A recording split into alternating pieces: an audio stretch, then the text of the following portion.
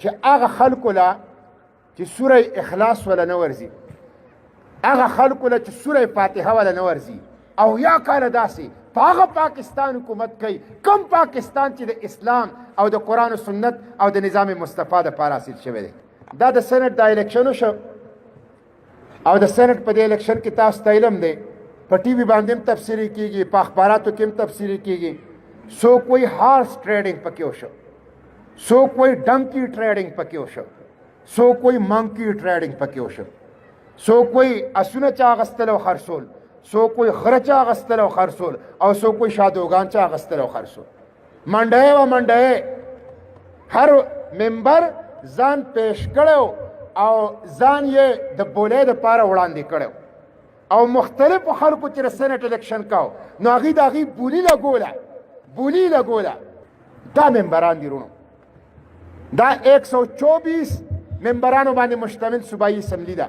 په دې 124 ممبرانو باندې مشتمل صوبایي اسمبلی کې صرف د جماعت اسلامي و ممبران، صرف د جماعت اسلامي ممبران ثابت شو په دنیا باندې چې دا هغه انمول هیرې دي، دا هغه اولیاء الله دي چې 15-20 کروڑ روپو پیشکش ورته وشو. د روپو د بریفکیسونو کومې پاټۍ مقابله کړې ده هغه د جماعت اسلامی دا به ممبران دي.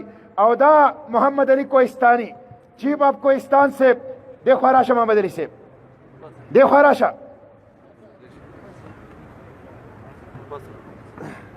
دا چې په دې زمانه کې دا ستاسو غیرت دی، دا ستاسو فخر دی، دا ستاسو شمله اوچته کړله، دا ستاسو ټوپۍ اوچته کړله.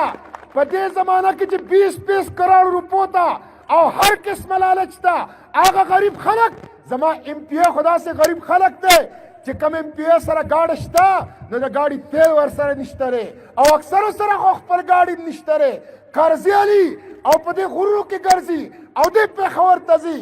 خو دغه 20 کروڑ روپۍ دې ته لته ورکړله. دا د زمانې اولیاء الله دي، دا هغه انمول هیرې دي چې دې دا ثابته کړه چې د دنیا یو خزانه د دې قیمت نشي لګولی. دا د اسلام سپایان دي، دا د دین سپایان دي. او زه تاسو ته مبارکباد در کوم، د هرې ضلعې نمایندګان خرڅ شوله. دا ټوپۍ تر کراچۍ پورې او تر دوبۍ پورې او تر ریاض او تر جدې پورې کږه ګرځوئ. دا تاسو له دا شمله او دا ټوپۍ په دې اسمبلی کې ستاسو د ممبرانو دا اوچته ساتلې ده.